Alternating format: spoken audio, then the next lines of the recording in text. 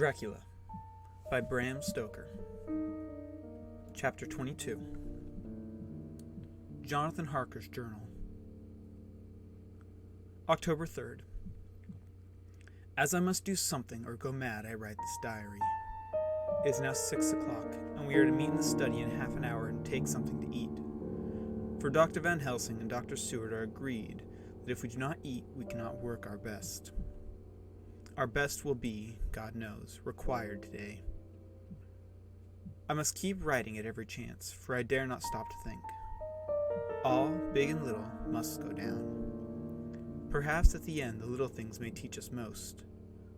The teaching, big or little, could not have landed Mina or me anywhere worse than we are today. However, we must trust and hope. Poor Mina told me just now, with tears running down her dear cheeks, that it is in trouble and trial that our faith is tested, that we must keep on trusting, and that God will aid us up to the end. The end. Oh my God, what end? To work, to work. When Dr. Van Helsing and Dr. Seward had come back from seeing poor Renfield, we went gravely into what was to be done. First, Dr. Seward told us that when he and Dr. Van Helsing had gone down to the room below, they had found Renfield lying on the floor all in a heap. His face was all bruised and crushed in, and the bones of his neck were broken. Dr. Seward asked the attendant who was on duty in the passage if he had heard anything. He said that he had been sitting down. He confessed to half dozing, when he heard loud voices in the room, and then Renfield called out loudly several times, "God, God, God!" After that, there was a sound of falling, and when he entered the room, he found him lying on the floor, face down, just as the doctors had seen him. Van Helsing asked if he had heard voices or a voice, and he said he could not say, that at first it had seemed to him that there were only two, but as there was no one in the room, it could only have been one. He could swear to it, if required, that the word God was spoken by the patient.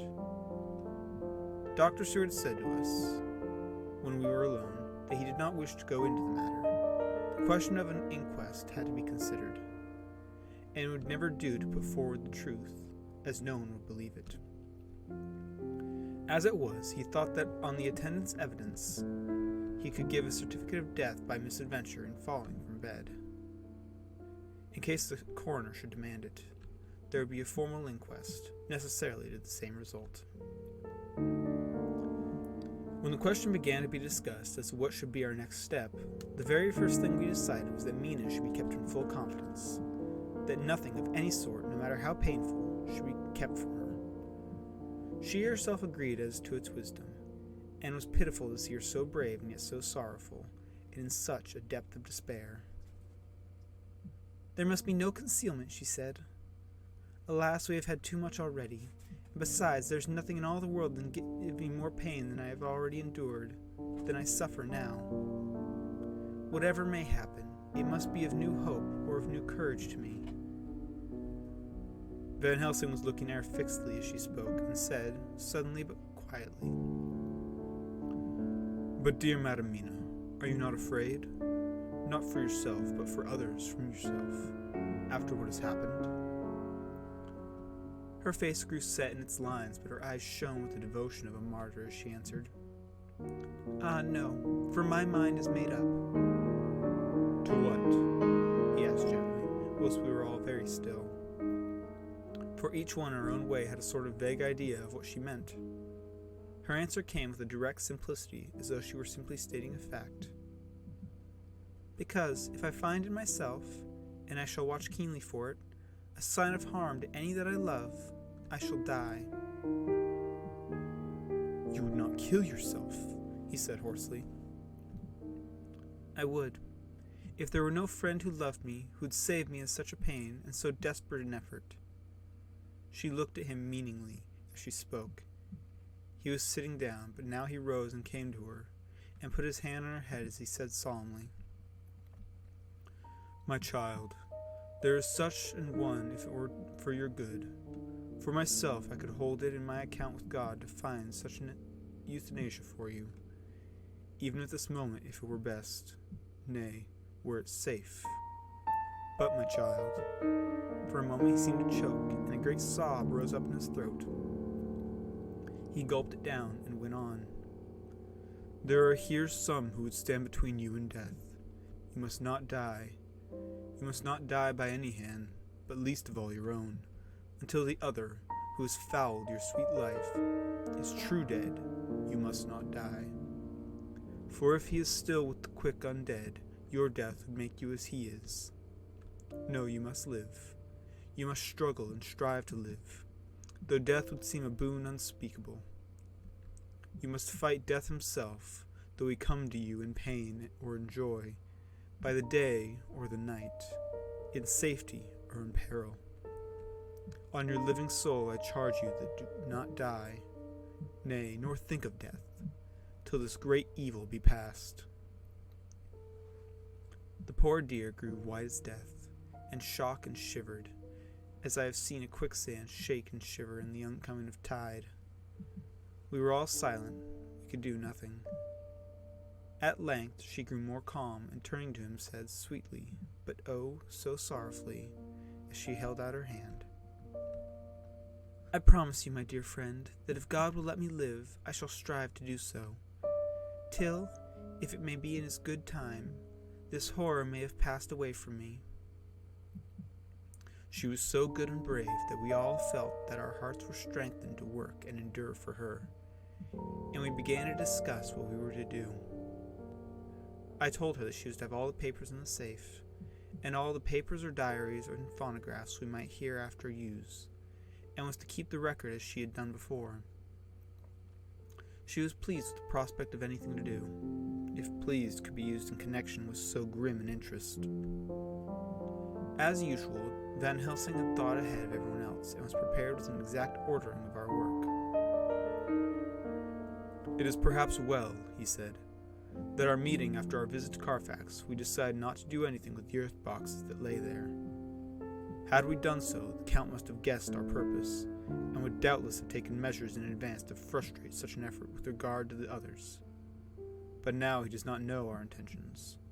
Nay, more, in all probability, he does not know that such power exists to us as can sterilize his lairs, so that he cannot use them as of old. We are now so much further advanced in our knowledge as their disposition, that when we have examined the house in Piccadilly, we may track the last of them. Today, then, is ours, and in it rests our hope. The sun that rose on our sorrow this morning guards us in its course. Until it sets tonight, that monster must retain whatever form he has now. He is confined within the limitations of his earthly envelope. He cannot melt into thin air, nor disappear through cracks, or chinks, or crannies. If he go through a doorway, he must open the door like a mortal. And so, we have this day to hunt out all his lairs and sterilize them. So we shall. If we have not yet catch him and destroy him, drive him to bay in some place where the catching and the destroying shall be in time, sure. Here I started up, for I could not contain myself at the thought that the minutes and seconds so preciously laden with Mina's life and happiness were flying from us. Since whilst we talked, action was impossible. But Van Helsing held up his hand warningly.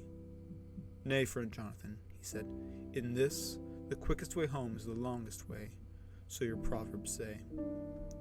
We shall all act, and act with desperate quick when the time has come. But think, in all the probable, may the key of the situation is that house in Piccadilly. The Count may have had many houses which he has bought. Of them, he will have deeds of purchase, keys, and other things. He will have paper that he write on. He will have his book of checks. There are many belongings that he must have somewhere.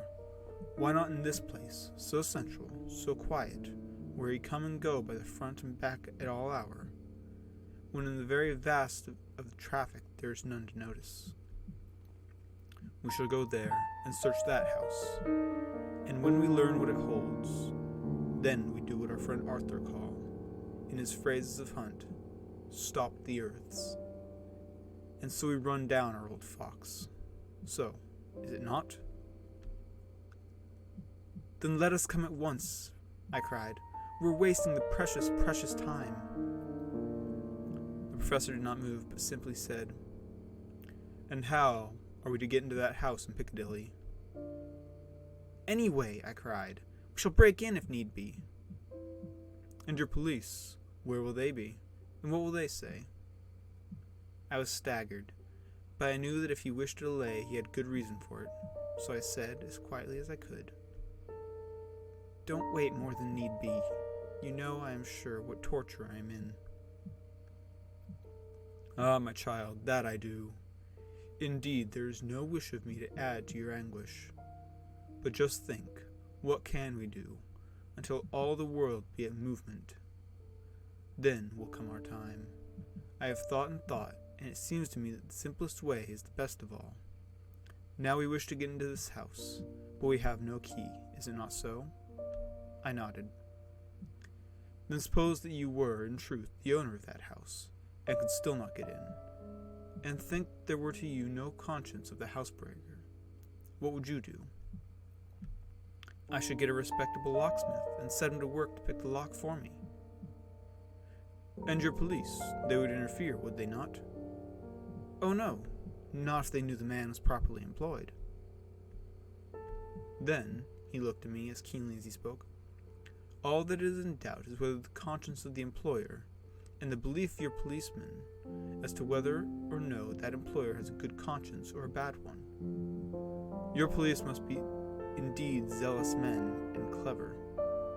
Oh, so clever, in reading the heart that they trouble themselves in such matter. No, my friend Jonathan.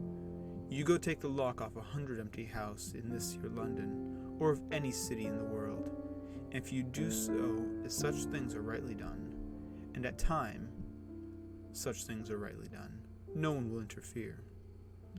You have read of a gentleman who owns a so fine house in London, and when he went for months of summer to Switzerland and locked up his house, some burglar came and broke a window at back and got in. Then he went and made open the shutters in front and walk out and in through the door, before the very eyes of the police. Then he have an auction in that house and advertise it, and put a big notice.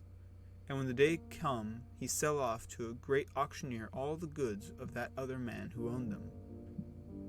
Then he go to a builder, and he sell him that house, making an agreement that he pull it down and take away all within a certain time, and your police and other authority help him all they can. And when that owner come back from his holiday in Switzerland, he find only an empty hole where his house had been. This was all done in regale. In our work we shall be in regale too. We shall not go so early that the policemen who have little to think of shall deem it strange, but we shall go after 10 o'clock, when there are many about, and such things will be done were indeed the owners of the house. I could not but see how right he was, and the terrible despair of Mina's face became relaxed at thought. There was hope in such good counsel. Van Helsing went on. When once within that house we may find many more clues. At any rate, some of us can remain there whilst the rest of us find the other places, where there be more earth boxes, at Bermondsey and Mile End. Lord Godalming stood up.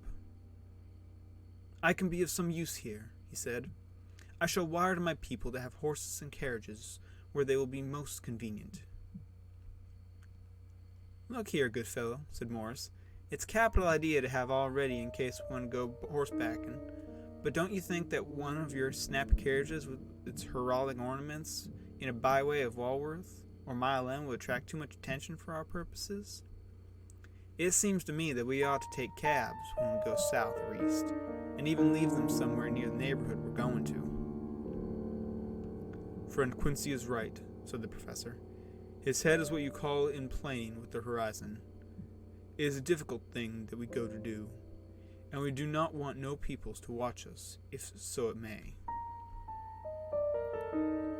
Mina took a growing interest in everything, and I was rejoiced to see that the exigency of affairs was helping her to forget for a time the terrible experience of the night. She was very, very pale, almost ghastly, and so thin that her lips were drawn away, showing her teeth in somewhat prominence. I did not mention this, lest it should give her needless pain, but it made my blood run cold in my veins to think of what had occurred with poor Lucy when the Count had sucked her blood. As yet, there was no sign of the teeth growing sharper, but the time as yet was short, and there was for fear. When we came to the discussion of the sequence of our efforts, and of the disposition of our forces, there were new sources of doubt.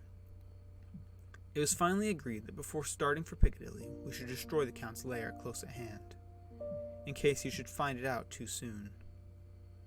We should thus be still ahead of him in our work of destruction, and his presence in his purely material shape, and at his weakest might give us some new clue. As to the disposal of forces, it was suggested by the professor that after our visit to Carfax, we should all enter the house in Piccadilly. That the 2 doctors and I should remain here, was Lord Godalming and Quincy found the lairs at Walworth and Mile End, and destroyed them. It was possible, if not likely, the professor urged, that the Count might appear in Piccadilly during the day, and that if so we might be able to cope with him, then and there. At any rate, we might be able to follow him in force. To this plan I strenuously objected, and so far as my going was concerned, for I said that I intended to stay and protect Mina, I thought that my mind was made up on the subject, but Mina would not listen to my objection. She said that there might be some law matter in which I could be useful, that amongst the Count's papers there might be some clue which I could understand out of my experience in Transylvania, and that, as it was, all the strength we could muster was required to cope with the Count's extraordinary power. I had to give in, for Mina's resolution was fixed. She said that it was the last hope for her, that we should all work together. "As for me," she said, "I have no fear. Things have been as bad as they can be, and whatever may happen must have in it some element of hope or comfort. Go, my husband. God can, if he wishes, guard me as well alone as with anyone present." So I started up, crying out, "Then in God's name let us come at once, for we're losing time. The Count may come to Piccadilly earlier than we thought." "Not so," said Van Helsing, holding up his hand. "But why?" I asked. "Do you forget," he said with actually a smile, "that last night he banqueted heavily and will sleep late?" Did I forget? Shall I ever? Can I ever? Can any of us ever forget that terrible scene? Mina struggled hard to keep her brave countenance, but the pain overmastered her, and she put her hands before her face and shuddered while she moaned. Van Helsing had not intended to recall her frightful experience. He had simply lost sight of her and her part in the affair in his intellectual effort. When it struck him what he had said, he was horrified at his thoughtlessness and tried to comfort her. "Oh, Madam Mina," he said, "dear Madam Mina, alas, that I of all who so reverence should have said anything so forgetful. These stupid old lips of mine and this stupid old head do not deserve so. But will you forget it, will you not?" He bent low beside her as he spoke. She took his hand, and looking down through tears, said hoarsely, "No, I shall not forget, for it is well that I remember, and with it I have so much in memory of you that is sweet that I take it all together. Now, you must all be going soon. Breakfast is ready, and we must all eat that we may be strong." Breakfast was a strange meal to all of us. We tried to be cheerful and encourage each other, and Mina was the brightest and most cheerful of us. When it was over, Van Helsing stood up and said, "Now, my friends, we go forth to our terrible enterprise. Are we all armed, as we were on that night when we first visited our enemy's lair? Armed against ghostly as well as carnal attack?" We all assured him. "Then as well. Now, Madam Mina, you are in any case quite safe here until the sunset, and before then we shall return, if we shall return. But, before we go, let me see you armed against personal attack. I have myself, since you came down, prepared your chamber by placing things of which we know, that so that he may not enter. Now let me guard yourself. On your forehead I touch this piece of sacred wafer, in the name of the Father, the Son, and..." there was a fearful scream, which almost froze our hearts to hear. As he had placed the wafer on Mina's forehead, it had seared it, had burned into the flesh as though it had been made a piece of white-hot metal. My poor darling's brain had told her the significance of the fact as quickly as her nerves received the pain from it, and the two so overwhelmed her that her overwrought nature had its voice in that dreadful scream. But the words to her thought came quickly. The echo of the scream had not ceased to ring on the air when there came the reaction, and she sank on her knees, on the floor in an agony of abasement. Pulling her beautiful hair over the face as lepers of old did his mantle, she wailed out, "Unclean! Unclean! Even the Almighty shuns my polluted flesh. I must bear this mark of shame upon my forehead until the judgment day." They all paused. I had thrown myself beside her in an agony of helpless grief, and putting my arms around her, held her tight. For a few minutes our sorrowful hearts beat together, whilst the friends around us turned away their eyes that ran tears silently. Then Van Helsing turned and said gravely, so gravely that I could not help feeling that he was in some way inspired, and was stating things outside himself. "It may be that you may have to bear that mark till God himself see fit, as he most surely shall on the judgment day, to redress all the wrongs of the earth, and of his children that he's placed thereon. And oh, Madam Mina, my dear, may we who love you be there to see, when that red scar, the sign of God's knowledge of what has been, shall pass away, and leave your forehead as pure as the heart we know. For so surely as we live, that scar shall pass away when God sees right to lift the burden that is hard upon us. Till then we bear our cross, as his Son did in obedience to his will. It may be that we are chosen instruments of God's good pleasure, and that we ascend to his bidding, as that other through stripes and shame, through tears and blood, through doubts and fears, and all that makes the difference between God and man." There was hope in his words, and comfort, and they made for resignation. Mina and I both felt so, and simultaneously we took one of the old man's hands and bent over and kissed it. Then, without a word, we all knelt down together, and all holding hands, swore to be true to each other. We men pledged ourselves to raise the veil of sorrow from the head of her whom, in his own way, loved. And we prayed for help and guidance in the terrible task which lay before us. It was then time to start. So I said farewell to Mina, a parting which neither of us shall forget to our dying day, and we set out. To one thing I have made up in my mind, that we find out that Mina must be a vampire in the end, then she shall not go into that unknown and terrible land alone. I suppose it is thus that in the old times one vampire meant many, just as their hideous bodies could only rest in sacred earth, so the holiest love was the recruiting sergeant for their ghastly ranks. We entered Carfax without trouble, and found all things the same as on the first occasion.